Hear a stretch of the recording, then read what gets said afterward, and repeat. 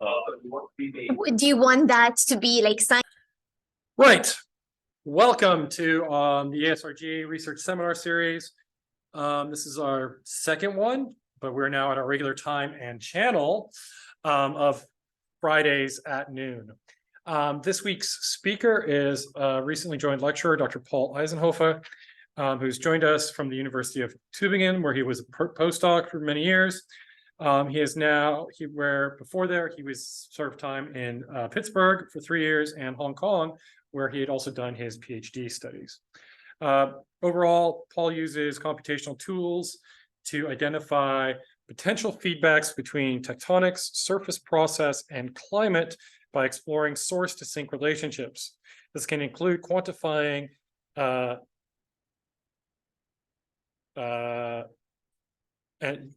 magnitudes of external forcings on the geologic and geomorphic records caused by tectonic and climate variability. So with that, I'm going to turn this over to Paul. If you have questions, especially those on the Zoom channel, please throw them in the chat. Those in the room, you can raise your hands at the end. With that, I go to Paul. Cool. Well, thanks, Josh. Thanks for the introduction. All right, here in the camera, and let's get started. It has a bit of a deja vu because I just spent 2 hours this morning here lecturing, and now I'm here again for another hour. My voice didn't fail yet, so I'm here, and we'll give you hopefully a talk that you will enjoy, because it will focus a lot on past research and ongoing research that I'm currently involved in. And I usually often start some of my talks with this slide, with this image. What you see here is a wonderful landscape of a catchment area below the foothills of the Tian Shan, north of Hami, in the province of Xinjiang in China. And imagine now the Chinese gods are sitting on the Tian Shan, looking down on this landscape. And Tian Shan itself means heavenly mountain. So we were last week up there in the skies. We're still to some degree there on these heavenly mountains, the Tian Shan. And what I like to also illustrate on this figure is that you see quite a lot of processes, or they're hidden in this landscape. So the Tian Shan is an active tectonic mountain range. Climate is changing currently, but climate has changed in Central Asia as well. So this is a rather arid landscape, so it has changed. So climate influenced the landscape, as well as tectonics. And usually that's why I ultimately want to get to, the interaction between climate and tectonics interacting at the surface. I should click. There we go. So, but who's that new lecturer? Just some quick introduction. So Josh already made a great introduction, but I'd just like to throw in some random facts. So I was born in a little Filipino village. Florida Blanca Pampanga Apalit, broke my 2 legs falling off one of those jeepneys. But I survived, and but grew up in Germany ultimately, in Frankfurt, where you see one of those beverages you might like, might not. So people usually outside of Frankfurt don't like this beverage. It's close to cider. I wouldn't call it cider, but the closest thing you can find there. Then did my master's here in this beautiful town of Heidelberg at Germany's oldest university. Its motto is Zukunft seit 1386, which means future since 1386. Then moved on to Hong Kong. Random fact, there are more people living in Hong Kong than in the entirety of Scotland. And Hong Kong is just a city. Mega city though. And you might be surprised, actually, Hong Kong, yeah, sure, this is the center of Hong Kong, and the University of Hong Kong is here in this corner. You don't even see it. But Hong Kong actually has lots of pretty landscapes as well, natural landscapes. It's just that everyone thinks of Hong Kong as being a big city. But it's actually not entirely true. It's a big city still. Then moved to Pittsburgh, as Joshua mentioned, into Steeler country, the realm of the Penguins and the lair of the Pirates. These are 3 teams. The Steelers, those guys, the famous football team there, and the Penguins, they just won the Stanley Cup in hockey. The Pirates is the local baseball team. Unfortunately, I'm not a fan of either of the sports, but that's what Pittsburgh often is famous for. Then moved to Tübingen in this beautiful town here, small town, and I recommend everyone to have a visit. And I thought, all right, traveled around the world, stop over now just to Glasgow. So I thought I'm coming home, but no, I'm here now and enjoy very much being here. But let's go back to the talk, back to the Tian Shan, and what drives my research. Overall, the Earth's surface is the interface between tectonics and climate, and actually our ecosystem. That's where we live on. And you can see here this little hut. That's where one of those herders in Xinjiang lives off the landscape. So this landscape does help him to survive. So he herds his cattle and lives with his family probably in this kind of landscape that is shaped through tectonic and climate interaction. And I believe by understanding landscape evolution, we learn to distinguish natural from anthropogenic impacts. We first need to know what drives landscape evolution from a natural point of view, and then through this understanding, we can then decipher what did we do with the landscape.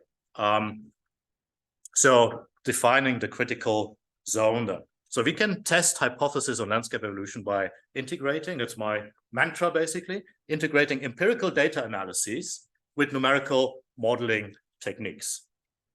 So overall, I want to understand the interface between tectonics, climate, and our ecosystem, which requires quantifying the individual footprints on landscapes. So the roadmap for today.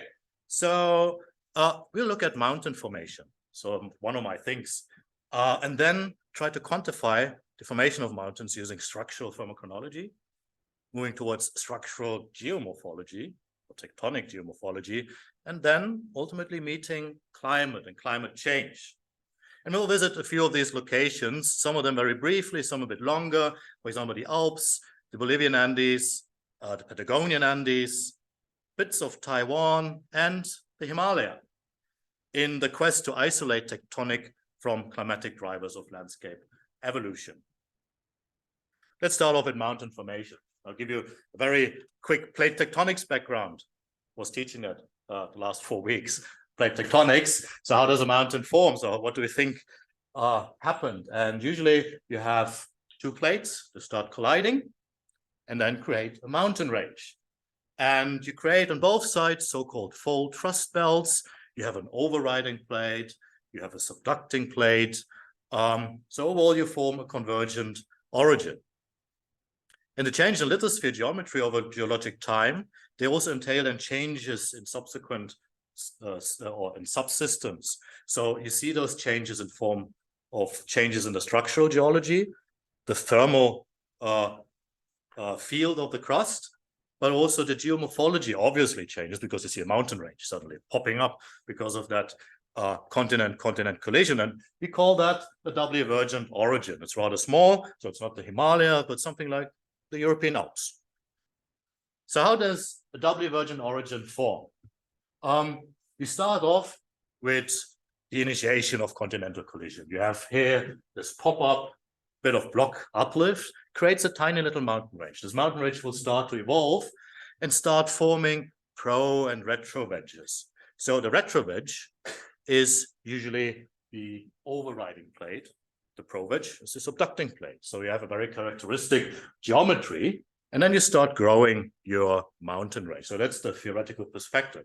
So does that actually hold true? And can we use this concept to identify then what happens to landscapes and the thermal field? And that's where I will use structural thermochronology. And what can we now learn from looking at these different landscapes? So before we get into a bit of thermochronology, what kind of archives are available? And one of them, so imagine first you were sitting here. So here, imagine this is the Tian Shan, we're looking down those basins. So first we can access a sedimentary record. I won't focus too much today on the sedimentary record, but this is one archive that we can access to understand mountain formation and understand also anything that affected it.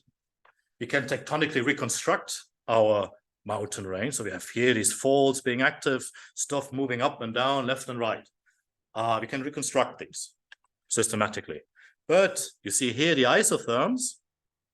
So we can also reconstruct the cooling history. So when rocks move through the Earth's crust, they move through the isotherms. And when moving through the isotherms, certain techniques, or we'll get to later, thermochronological techniques, will trace this motion.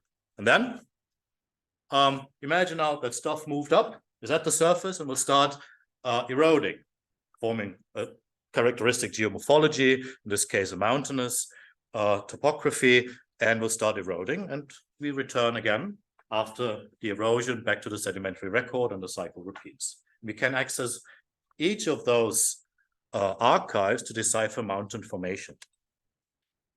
But going back now to thermochronology. So you see here these isotherms, and you see attached to it certain abbreviations: apatite helium, apatite fission track, zircon helium, zircon fission track. These are different thermochronometers. What do these thermochronometers do?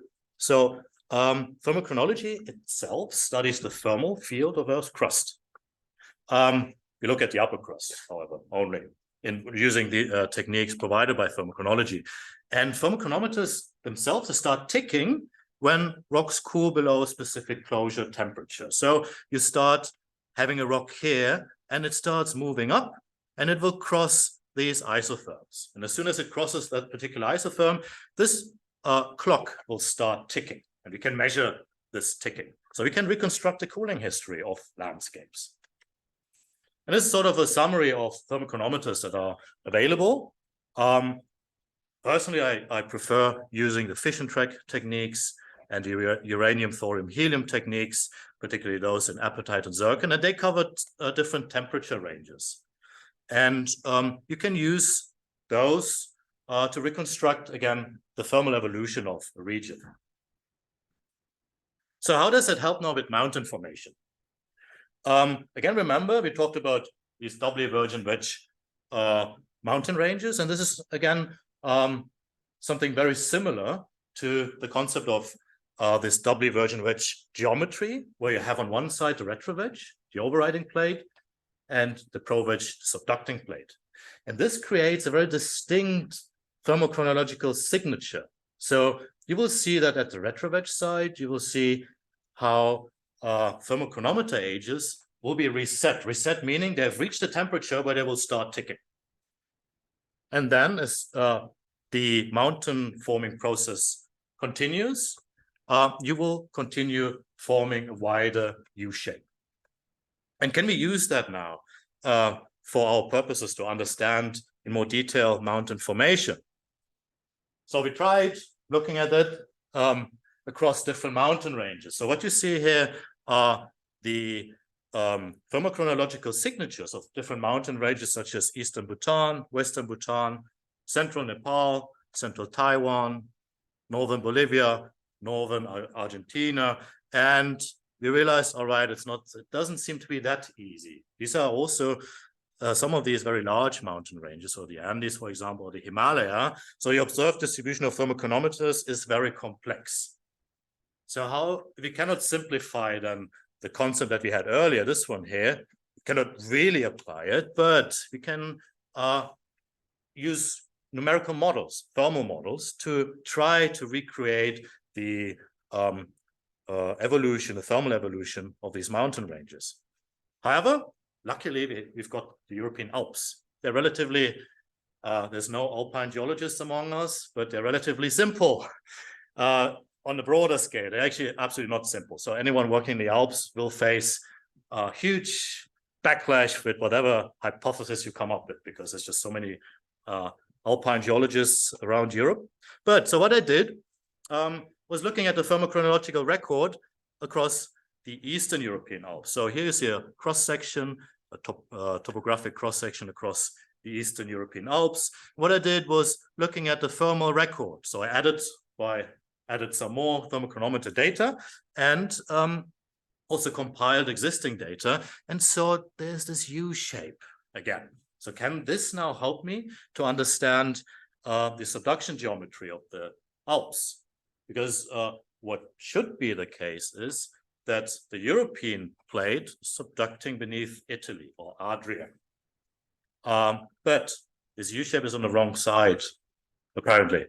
So my hypothesis was then, sorry, no, that's not the case anymore. Subduction polarity switched. So what I did was, let's get into a bit of modeling, just so this is relatively basic. So doing some inverse thermal models, because I wanted confirmation. I wanted to see, so here you see a transect across the Eastern European Alps. Italy is down here, the Adriatic Sea.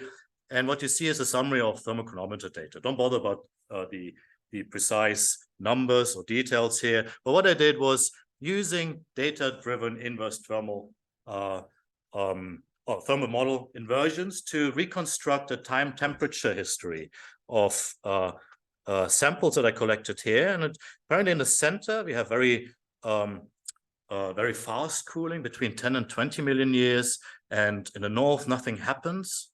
In the Southern Alps, we have different phases of fast cooling. So again, for me, an indicator that the polarity might have switched, because if we would have the pro-wedge on the northern side, we would see more activity here, but nothing happened. It was quiet. So this was about collecting data, looking at thermal inversions. But now let's adopt some more sophisticated modeling techniques. So thermo-kinematic modeling using the structural geology software, and then combining this with PECUBE. So what we combine here is the structural kinematic model with a thermal model. The structural kinematic models, what do? We use traditional structural geology techniques, cross-section balancing. Everyone in undergrad does that at some point. Use that to create a kinematic field, because we resolve motion in time and feed then a thermal model with it. This thermal model solves the heat transfer equation that you see here. You see here the different motions, velocities in X, Y, and Z, and then also temperature gradients. And you see here the conductivity. So we solve this equation in PECUBE and reconstruct the thermal history. And just to give you an idea, how do kinematics in a full trust field look like? So this should start here. Yeah, it starts. So what we did was we created a cross section in Bhutan and reconstructed. And what you see here is how the Himalaya forms in cross section view across Bhutan.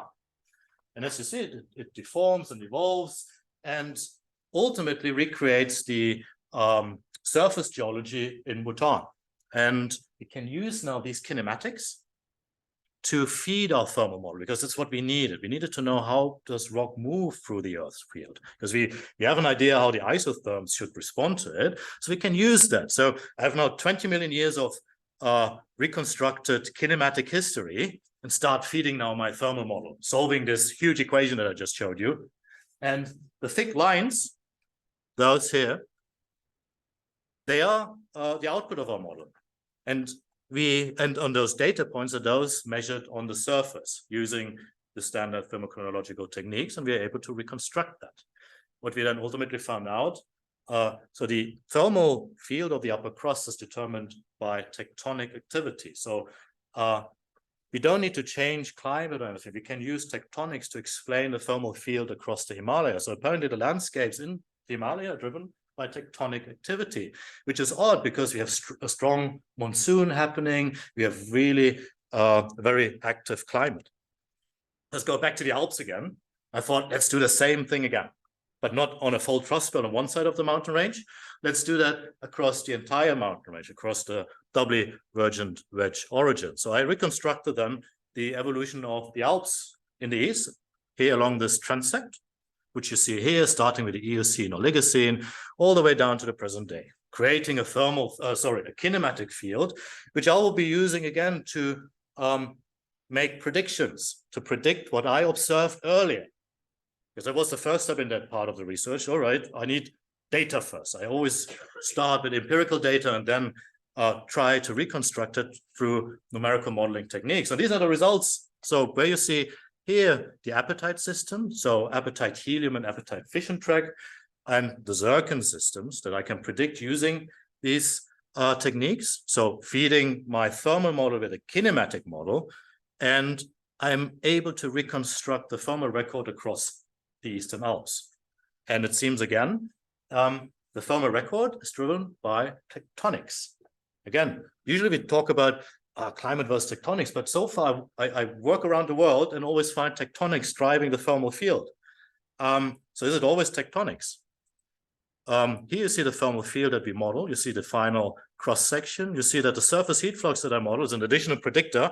All right, I seem to be fitting that with existing data. So seems to be quite a solid result. It seems to be valid.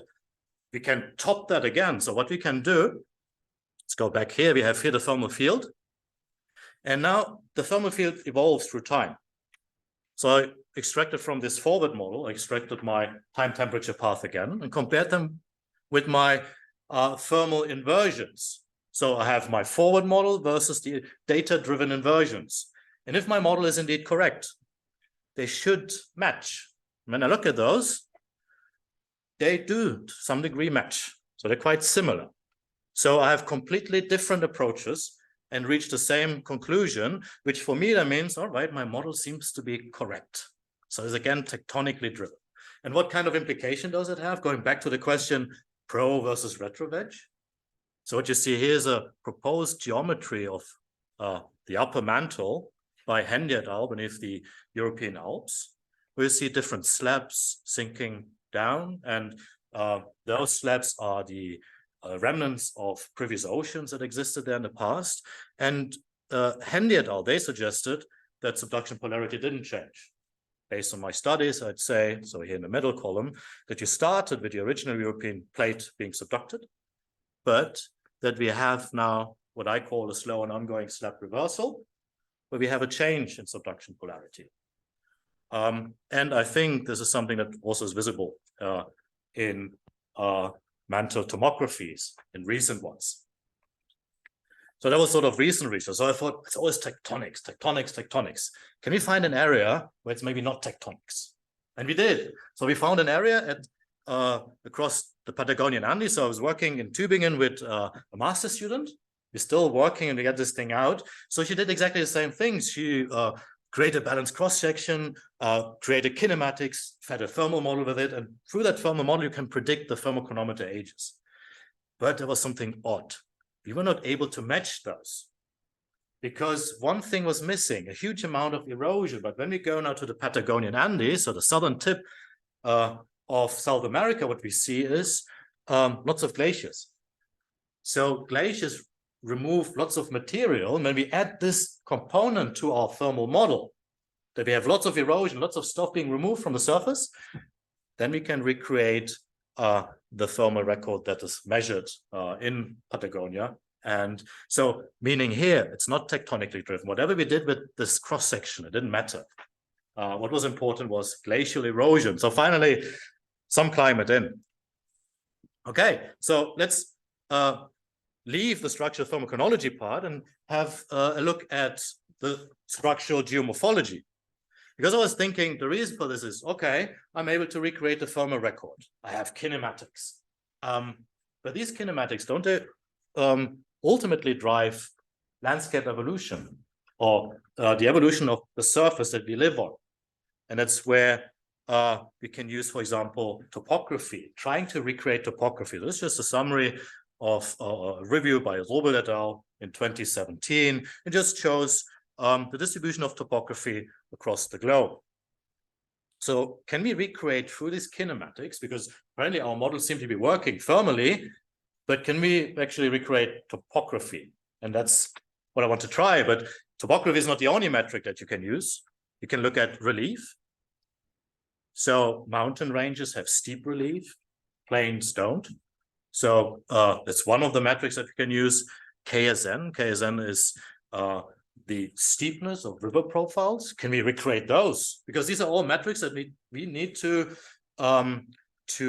reproduce. Because before we try to reproduce the thermal record, but when we want to reproduce the geomorphic record, we also need to take into account these metrics, which is basically my empirical data set again. So I always start with empirical data set, try to recreate then through my models this data set and confirm then the processes behind it. Another one is chi analysis, which gives you an idea of the stability of landscape. And interestingly, so whoever's interested in the subduction polarity of the European Alps, this one nicely confirms my hypothesis, because you have a northwards migrating drainage divide, which is very consistent with a switch in subduction polarity. But this is something I don't want to go into too much detail here. And let's go to a famous mountain range, Bolivian Andes. I thought, all right, I want to recreate that one. Why did I want to recreate that one? Because what we have here is an escarpment, very steep escarpment. You see here elevation versus distance. And you see here that plotted on those, the river steepness. And it seems just at the escarpment, we have very, very high values, very steep rivers. So, but then the problem is those steepness values, they don't seem to be changing abruptly. They do it very slowly towards the lowlands. Okay, so it's a slow decline in river steepness. So that's the observation. What Gasparini and Whipple suggested was, all right, that's related to climate, precipitation, because it seems when you look at the precipitation, the mean annual precipitation, it seems to somewhat mimic the distribution of river steepness values. So I thought, all right, these values are driven by climatic change or precipitation. And I thought, but this is an actively tectonic area. Maybe it's tectonics. You probably can guess where I'm going. So I checked throughout the world, looked at the Himalaya, here the Bolivian Andes, and Taiwan. Was wondering, do we always see that same pattern, these slow decline of river steepness values? And indeed we do. So it seems to be a global pattern. When you look here, the Andes versus the Himalaya, they look essentially the same on using this geomorphic metric. And what they also have in common, underneath, more than 20 kilometers underneath, you see similar structural features. Now, the hypothesis was now, is that related?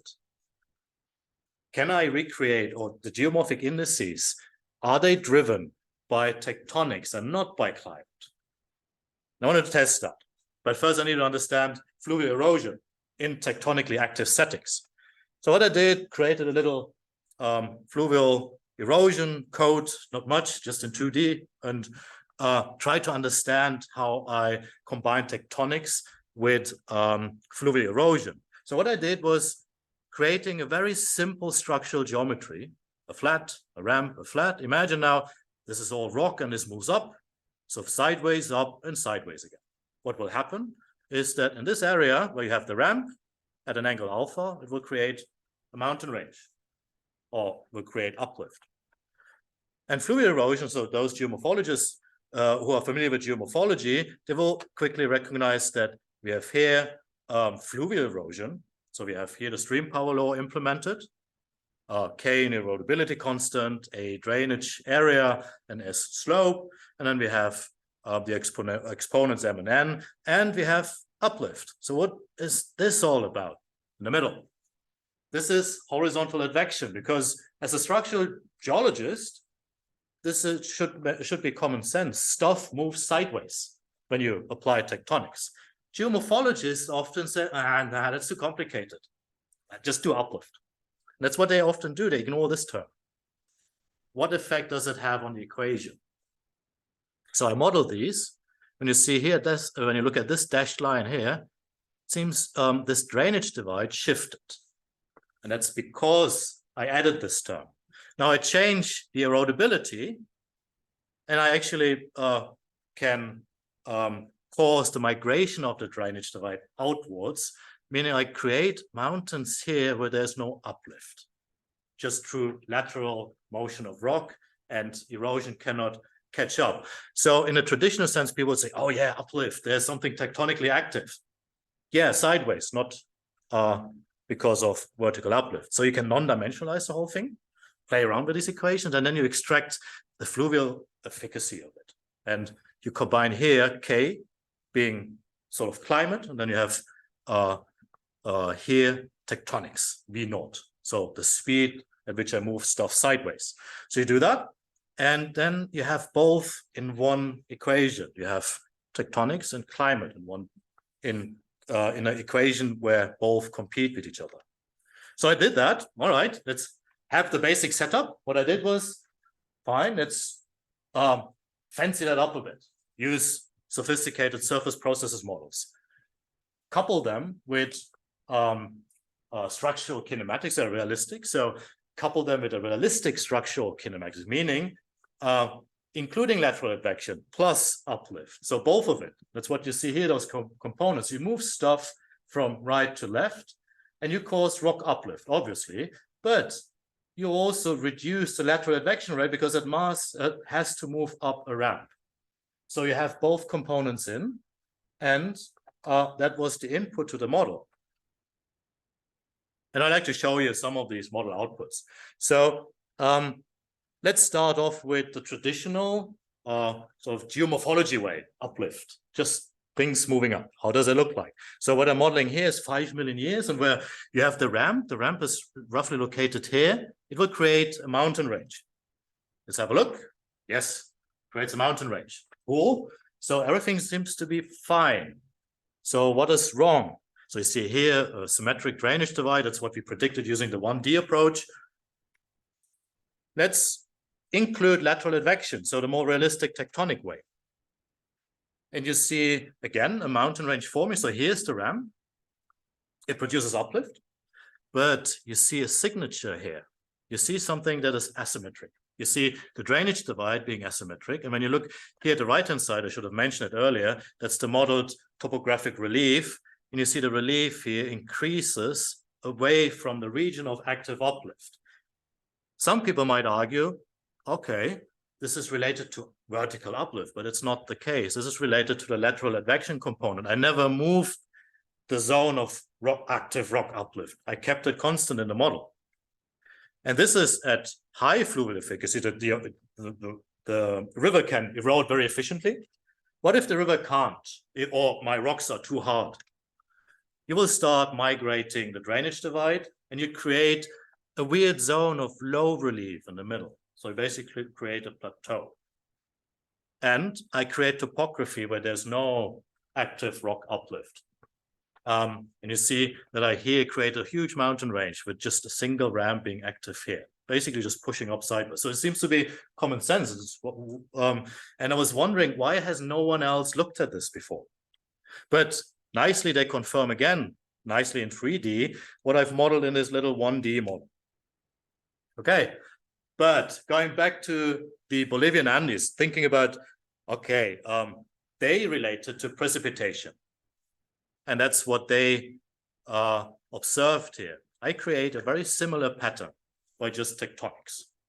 So I would question them their result that's driven by climate. I would say, no, it's rather tectonics, because applying the same metrics, so the same convergence rates as in the Andes, I reach a result that is very similar. So I always start with observing what is visible and try then to predict those, and then validating our ideas that we had, or our hypotheses, or invalidating those. So invalidating, unfortunately, those by Gasparini and Whipple, validating the tectonics hypothesis. Now I was wondering, okay, let's look around. I predict in my model high local relief as a function of this motion above a ramp. And when we look at mountain ranges across the world, so this is just the Andes and the Himalaya, we see a weird region of high relief that extends over tens of kilometers. And we have a good understanding where these ramps are underneath the Himalaya and the Andes. And when we use this information, we know it's 50 kilometers, or here roughly 45 kilometers, a little unknown here, where you see these high relief landscapes. And we now apply our models, we see a simple linear relationship between the extent of these so-called legacy landscapes, those that recorded old topography, old uplift, they experienced uplift and then carried it outwards, and are transient features in the landscape. And it seems that the Himalaya does exactly what it's supposed to do. So it is known that you have 20 millimeters per year of convergence, and you just extrapolate it, and you see, okay, the Himalaya seems to be fitting here. However, something happened with the Andes. So the Andes, they should be located here. So maybe they slowed down a bit in their convergence rate. Okay, last bit, meeting climate, because so far, climate, I didn't care. Because people would argue, yeah, you and your tectonics, because you don't include climate. You always say it's uniform. All right, I want to change that one. Let's make it more complex. Before I use simple structural models, let's use a complex tectonic model, because I know this has been validated through thermochronology. So I know the thermal field that this balanced cross-section produces resembles that we observe on the surface. Okay, so the kinematics seem to be okay. But let's change climate as well. So I'm working together with Sebastian Mutz from the University of Tübingen, a paleoclimatologist, and he creates wonderful climate models going back into the past. And this is just one output for the last glacial maximum. He goes back all the way to the mid-Miocene. So I can ask him, give me this time, this time period, give me the output worldwide. I extract it for the Himalaya and feed that into my model, couple this with complex tectonics that I know are working because of my thermal modeling, or in fact by Ghoshal et al. Use that and do the same approach again. Create and feed a landscape evolution model with this. And what you will see now on the right is not relief. This is a change in precipitation. What you will see this time is a much more complex structural kinematics. So not just the flat ran flat. This kinematics are actually involving, like the Bhutan example you saw before. And anyone familiar with Himalayan geology will recognize main boundary thrust, the main frontal thrust. But let's have a look.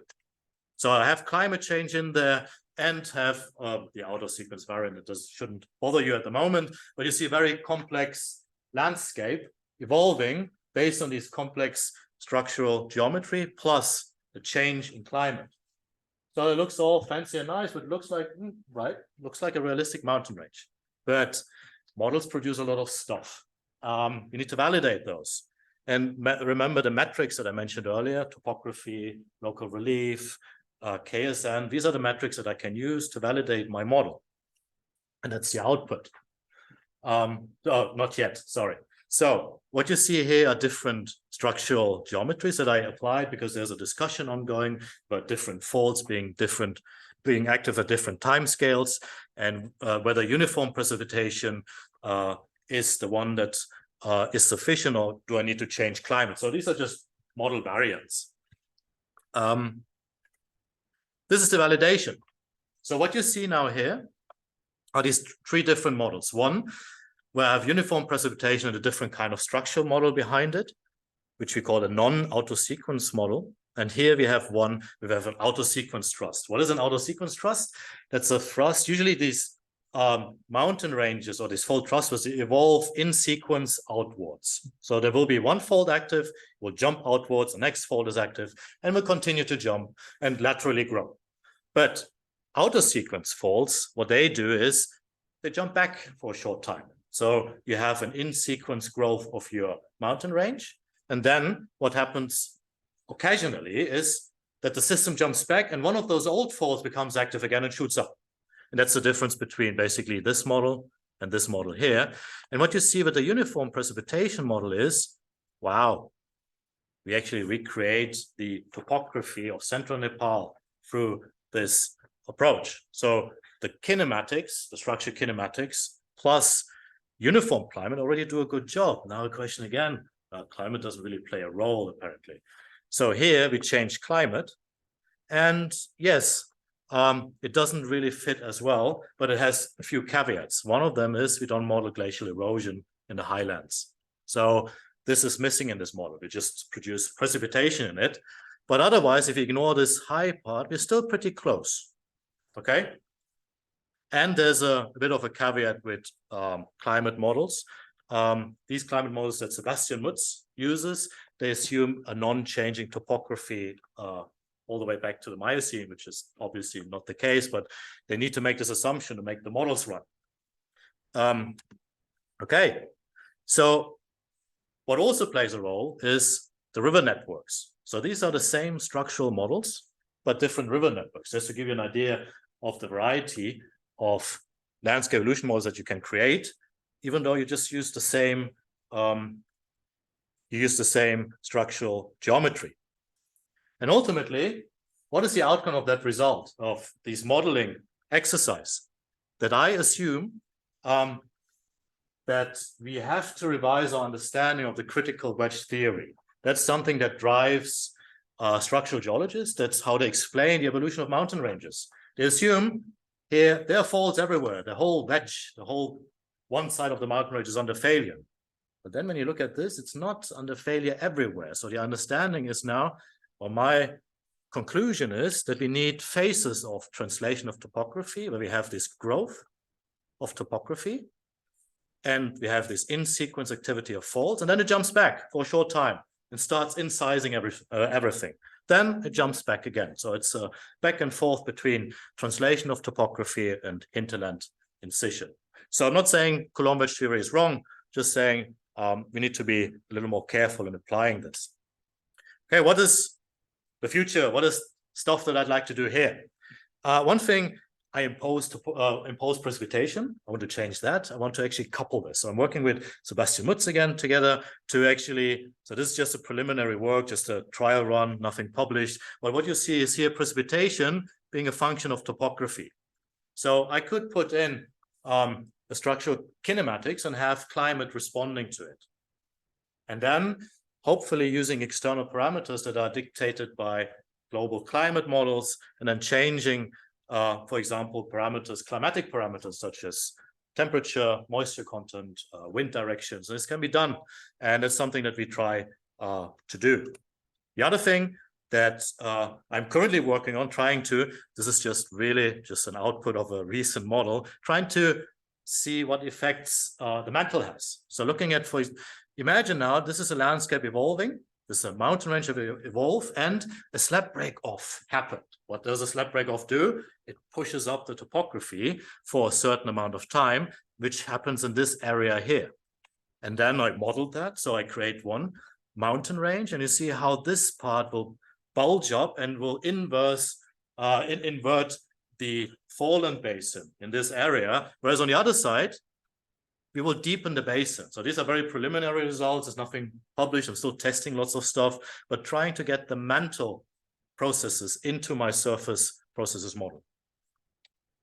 And then other things that I am interested in, obviously looking at changes in topography and extracting geomorphic metrics, obviously topography, and then simulating catchment, sedimentation, erosion rates, discharge, looking at local relief, something important for natural hazards, where we have high local relief, you have a higher likelihood of slope failure and landslides, and looking at reconstructing basins and basin records. So we could, why not creating a mountain range in the back and fill a basin with it, and then analyze the basin compared again with surface processes data.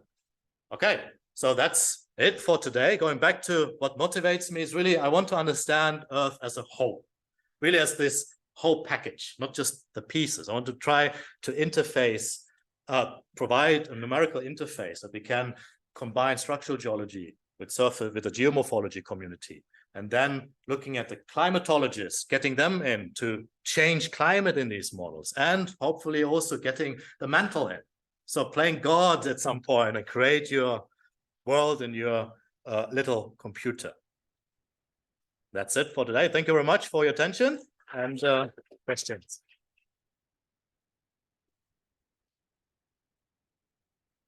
Well, any questions?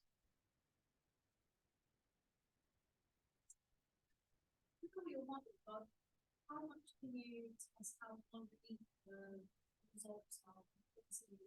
Try and match that. Yeah, no, this is absolutely, yeah. Right. So the question was, how non-unique are my models? And I need to admit, they are not very unique. There are many different combinations of parameters where I can reproduce the same output based on different, not only parameters, but maybe different processes. But we still can go to the field where we get indication, where we collect evidence of certain processes we believe were active in a landscape, and then test this particular process. Sure, we should test an alternative process, but I think it's where we try to narrow down different processes and based on field evidence. So yeah, that's something I always had to fight with. Models can produce all these fancy things, but I think it needs to be tied to observation outside in the field. Oh, right. There we go. That says, fantastic talk today. Thanks for sharing this excellent model. Question. Classical models across the Himalaya plateau open the advection material more or less parallel to the origin, perpendicular to the models you shared. Via channel flow or asymmetric star dynamics, or even rotation of street structure and blocks around synthesis. How representative are these models for those sections of the origin? Could these parameters be considered? Okay, now this is a very complex question, but very good question because it looks at the Himalaya as a whole. So one limitation, because the way I presented my models is there are no limitations, they're perfect. And they're not, so there are lots of limitations. So one of them is this forward modeling approach, where we start with this forward modeled balanced cross-section. This already comes with some assumptions because balanced cross-section are not unique. But it also limits the depth of our kinematics. So we can go only until we reach the Coulomb, which is 10, maybe 20 kilometers deep. And anything below that, so looking at channel flow, that will be very challenging. And the other thing, in addition to it, because I'm using forward models, they're not coupled. I impose these kinematics. I impose all these. So I'm not inverting for any parameters. The issue is, if I would invert for those parameters, I would need a software engineer to change my code to make it efficient, because these models take a very long time. So I would love to do this and have a completely coupled model, but it's not the case. I'm imposing, I'm doing sort of the inverse approach where I use observation and use known facts and feed my models and see, all right, if they create the landscape, these seem to be correct. But there might be another process correct as well. I just won't be able to use my models to figure that out, unless there might be at some point coupled. I'm not sure if that answers the question, but I'm very happy to continue discussing that. That was Yeah, I was with this information, but I wonder if you incorporate geology in your models, like is your material homogeneous?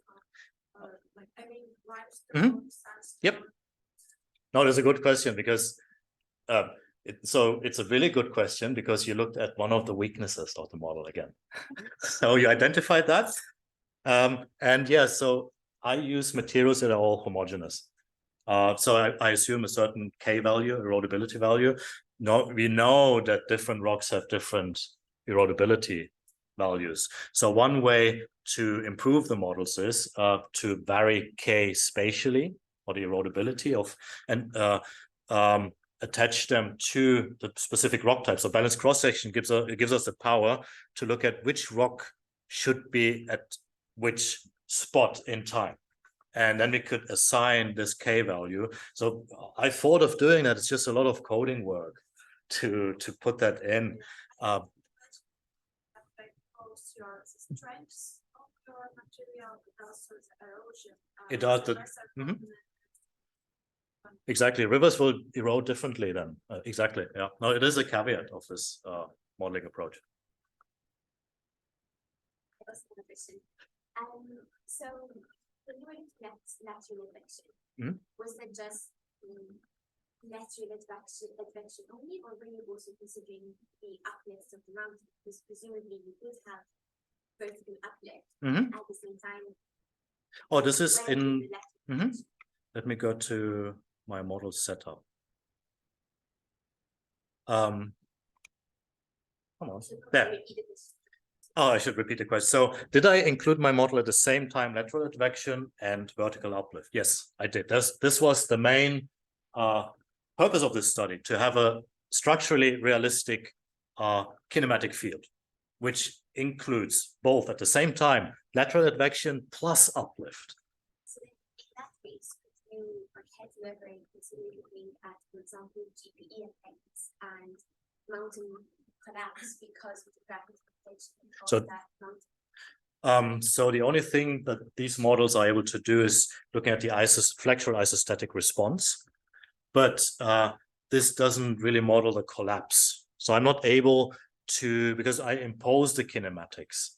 I would need to impose then this collapse, which I can't because I don't know when this collapse would be triggered.